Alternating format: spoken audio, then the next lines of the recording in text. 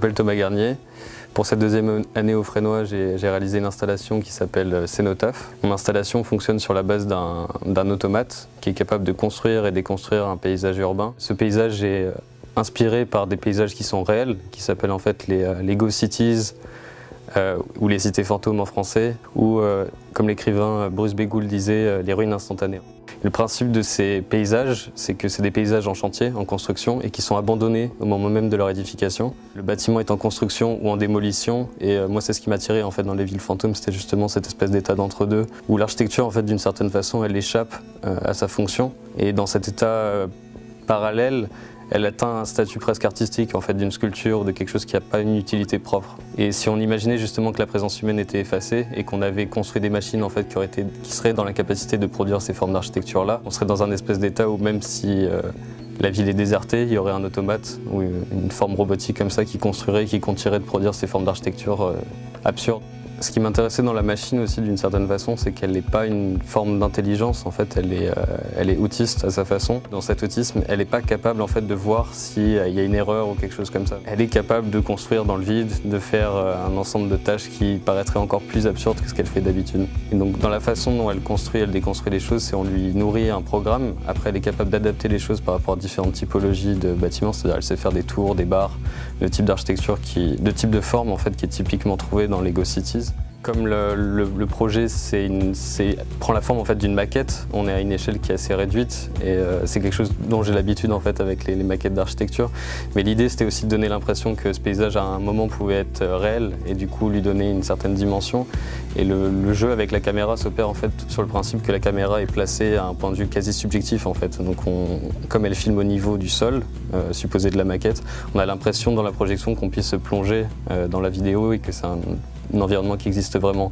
Et après, je voulais jouer justement sur ça dans ces deux espaces-là, avec la projection qui est devant, enfin dans un espace séparé en fait de la sculpture.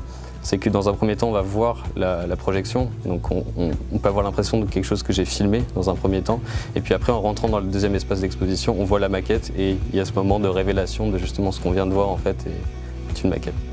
Le fait que la maquette soit enclose dans ce bocal de verre en fait, qui est supplémenté avec un film miroir, ça permet de jouer avec la lumière sur un jeu d'illusion d'optique. En fait, on est sur un paysage qui se reproduit, s'auto-reproduit, et ça fonctionne dans cette idée de quand l'automate en fait produit un bâtiment, ce bâtiment se produit en fait une infinité de fois à l'horizon. Et dans le fait que cette forme d'architecture elle est aussi un peu inutile, remplaçable et tout ça, ça jouait sur ce côté-là et on a l'impression en fait d'être presque dans une ville qui s'étend à perte de vue. Et c'est ça qui était important dans ce reflet, dans le jeu avec le reflet et la réalité. La forme des dalles s'adaptait parfaitement en fait à cette idée justement que le paysage se reproduit. Ça va avec cet enclos en fait en verre sans teint.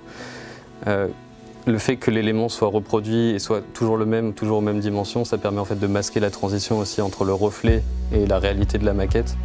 Dans l'installation, on est aussi dans deux espaces, deux niveaux en fait. Donc elle est composée de deux plateaux. Le plateau haut qui est la ville en fait dans cet état de construction, déconstruction, et la partie basse qui sont les déchets, les ruines en fait de cette ville même.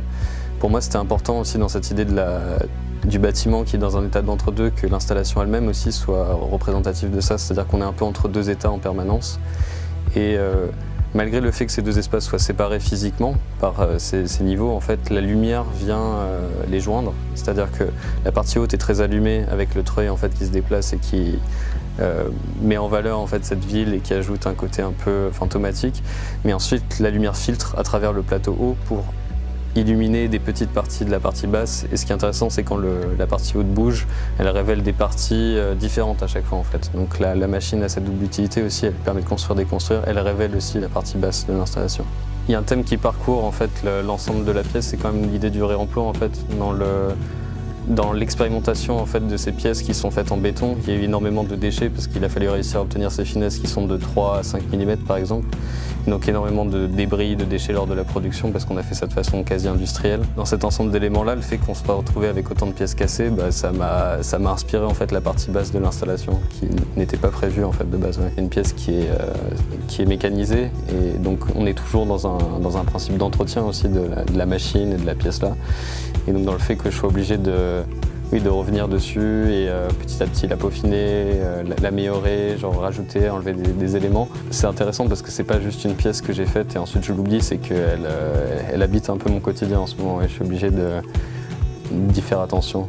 Donc c'est intéressant parce que je sais pas très bien si c'est l'œuvre qui me sert ou si c'est moi qui sers l'œuvre.